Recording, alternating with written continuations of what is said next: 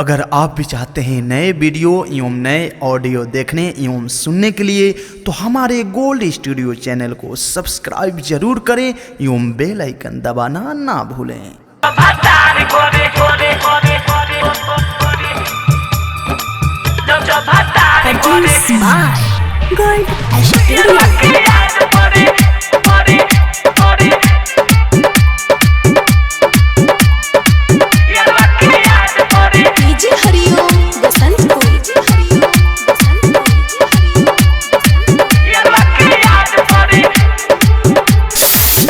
होके जब गईनी दे से जिया के सुख न पैनी दे आज देहला न धरत कहिसन बाहरत असही जवानी पलंग पजरे जब जब भतार करे यारवा के याद पड़े जब जब भतार करे यारवा के याद पड़े शादी होके जब गईनी दे से जिया के सुख न पैनी दे आज देहला न धरत कहिसन बामहरत असही जवानी पलंग पजरे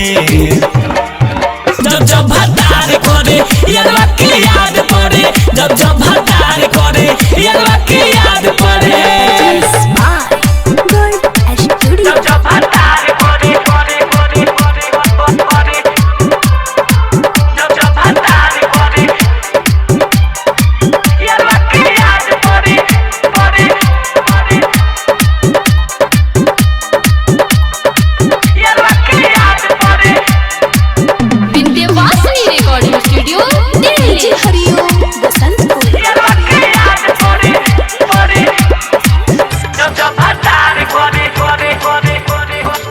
बड़ी हम दुख सहतानी झारे न लहंगा से पानी ओकरा से नीमन रहे देती ही यार के जवानी आही रे दादा बड़ी हम दुख सहतानी झारे न लहंगा से पानी ओकरा से नीमन रहे देती ही यार के जवानी आधे थाती ना सधैलस से जोर नहीं धैलस जो बना धके जब पे हटे हटे जब जब भतार करे यारवा के याद पड़े जब जब भतार करे यारवा के याद पड़े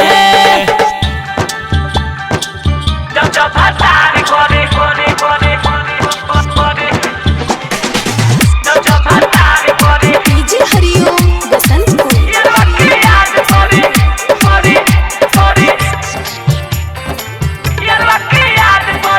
सखी विशाल सजनवा करे ना कहियो गजनवा धीरज दीवाना के नामे करे के पड़ी खजनवा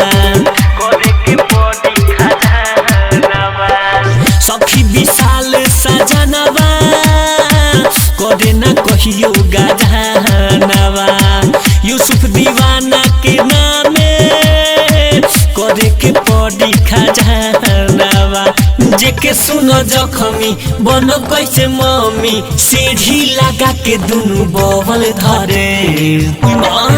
जब जब भतार करे यारवा के याद पड़े जब जब भतार करे यारवा के याद पड़े शादी होके जब गईनी दे से जिया के सुख न पैनी दे आज देहला न धरत कहिसन बामहरत असही जवानी पलंग पजरे